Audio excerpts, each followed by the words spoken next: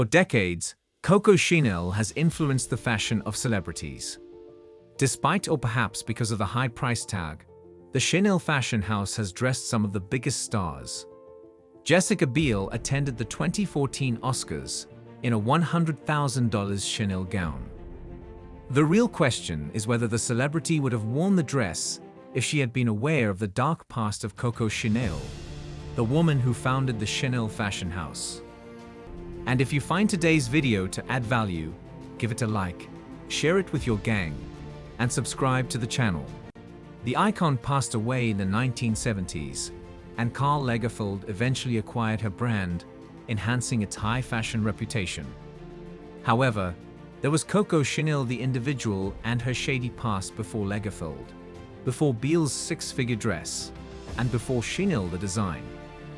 Coco Chanel was a Nazi spy. In Chanel's situation, the truth cannot be avoided. Despite being French, the designer supported the Nazi government. Even as a spy, she allegedly worked for them, according to biography. When the Second World War began, Chanel was already a leading figure in the fashion industry. In fact, at the time that World War I ravaged Europe, Chanel's clothing was making a splash despite being sent to an orphanage at the age of 12. Chanel was well known enough before the Second World War that she was acquainted with both Pablo Picasso and Winston Churchill. However, as Chanel's stardom grew, the outlook for Europe and her native France appeared bleak. Hitler's German forces were encroaching on neighboring nations, and France was one of them. Chanel opted not to enlist in the resistance when Hitler's Nazi army overran Paris. Instead, she became a spy for the Nazis and joined them. A German officer and Coco Chanel had a relationship. The unsettling fact is that Chanel's closeness to the German military was likely motivated by greed, at least initially. Chanel found a German officer right away after the Germans invaded Paris, and they soon developed a romantic relationship. Baron Hans Gunther von Dinklage appeared to be a bridge that Chanel could use to adjust to the new government and preserve her hard-won social standing. Additionally, Chanel mediated the Germans' release of her nephew by using her connection to Dinklage. Overall, Chanel's relationship with Dinklage was fruitful, and perhaps even a form of survival for the fashion designer. Nobody could blame her or anyone else for taking the necessary actions to stay alive during a war. But Chanel also benefited financially from Hitler's extermination of the Jewish people, and she even went a step further by joining the German army as a spy. Many of Coco Chanel's admirers want to think that she was a complicit supporter of the Nazi regime. The truth is that Chanel did more than rely on her connections to the Nazi military to survive.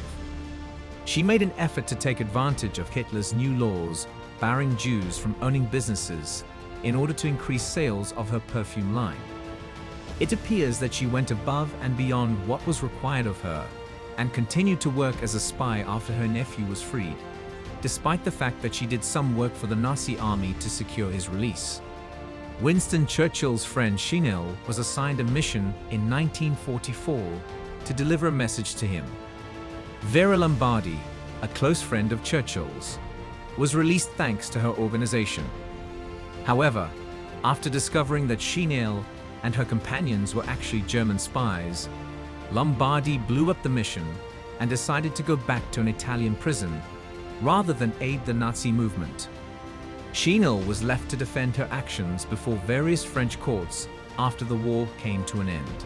Chanel's involvement in the Nazi regime was never punished by the legal system, but she would never be able to hide the fact that she was a part of a murderous regime. Coco Chanel was lonely in her final years.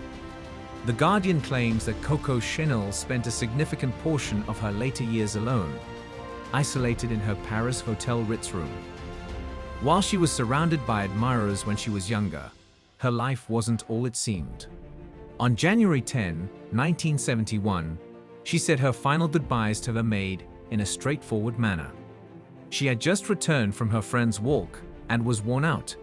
She said, "You see, this is how you die," as she sat in bed. Despite her success, Coco Chanel held beliefs and behaved in ways that are now inadmissible. from her outspoken homophobia and anti-Semitism to the fact that she supported the Nazis during the Second World War. Sadly, her legacy is not that of a Nazi who evaded justice, but rather that of a brilliant fashion designer whose items are still in demand. Only time will tell if history's judgment of Chanel changes in the future. What are your thoughts? Let us know in the comments. If you found the video to be informative, don't forget to like, share, and subscribe. Thanks for watching.